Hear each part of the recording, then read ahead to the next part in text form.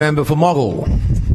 Well, Mr Deputy Speaker, I rise to address the debate on the Education Overseas Students Bill 2018. And Mr Deputy Speaker, the Liberal National Party will not be opposing the passage of this legislation, as it will create a new regime for the regulation of providers of courses to overseas students and those on international student exchange programs. Importantly, Mr Deputy Speaker, this legislation also provides the Queensland Curriculum and Assessment Authority with functions to administer new senior assessment and tertiary entrance systems commencing for students entering Year 11 in 2019. These important reforms were originally commenced by the former Queensland Education Minister and current member for Surfers Paradise, the Honourable John Paul Langbrook MP, and I certainly acknowledge the member for Surfers Paradise's contribution to where we are today with respect to certain elements of this legislation. This bill also makes minor and technical amendments to the Education General Provisions Act 2006 and the Working with Children Risk Management and Screening Act 2000. This legislation also amends the Trading Allowable Hours Act 1990 to provide that larger retailers, non-exempt shops in regional areas without Sunday or public holiday trading be allowed to open on the public holiday of Easter Saturday.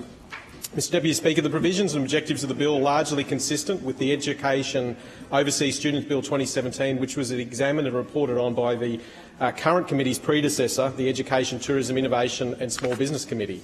That bill, the Education Overseas Students Bill 2017, was yet to be debated when the previous parliament was dissolved and therefore lapsed on dissolution. Mr Deputy Speaker, the current minister has advised of two key differences to the lapsed bill incorporated as additional amendments, and they are, in response to a recommendation of the ETISBC, amendments to ensure that information or documents obtained by the regulator or authorised compliance officers under a help requirement cannot be used in proceedings other than for offences created by the bill or about the false or misleading nature of the information or document are intended to better safeguard rights against self-incrimination.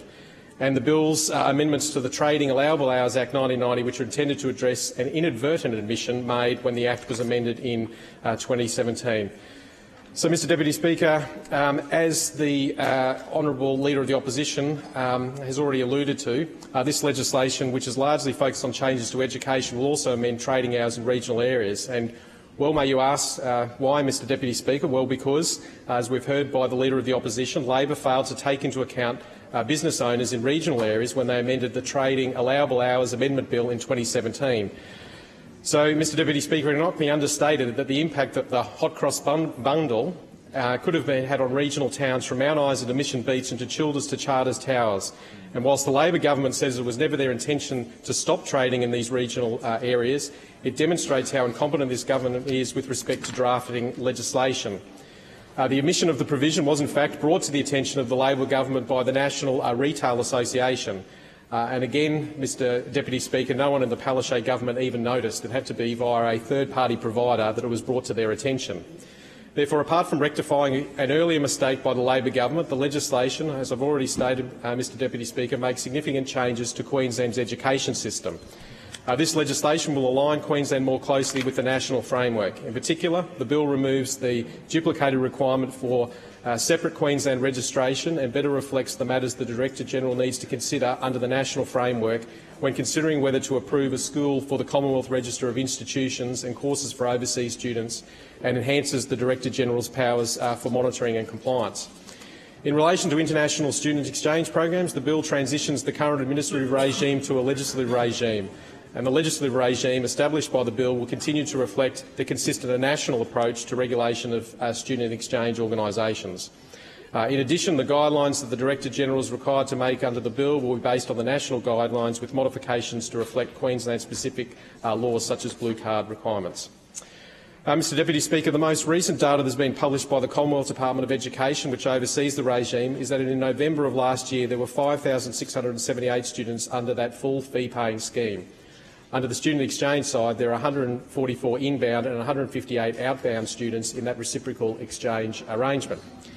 Mr Deputy Speaker, from 2020, Queensland will move from the current overall position, OP Tertiary Entrance Rank, to the Australian Tertiary Admission Rank ATAR system, which all other states and territories use to rank eligible Year 12 students for university entrance. The calculation of the tertiary entrance score will transfer from the QCAA to the Queensland Tertiary Admissions Centre, and the bill gives effect to the transfer of this responsibility. Finally, Mr Deputy Speaker, can I take this opportunity to mention that the electorate of Moggill has 10 primary schools but just one local high school, that being Kenmore State High School. As many in this House would know, I've been pushing over the last 3 years for the Palaszczuk Labor government to commit to not only build an additional new high school to serve residents of Mount Crosby and Corunna Downs, but also for the Palaszczuk Labor government to urgently invest in Kenmore State High School's infrastructure master plan. And this is an acute infrastructure need for local residents, yet we continue to be ignored by the Palaszczuk Labor government, only focused on pork barrelling in inner Brisbane seats. Mr Deputy Speaker, there are also urgent infrastructure needs for a number of local primary schools, including at Moggill, Upper Brookfield, Chapel Hill, Pullen Vale, Kenmore South, Brookfield and Mount Crosby.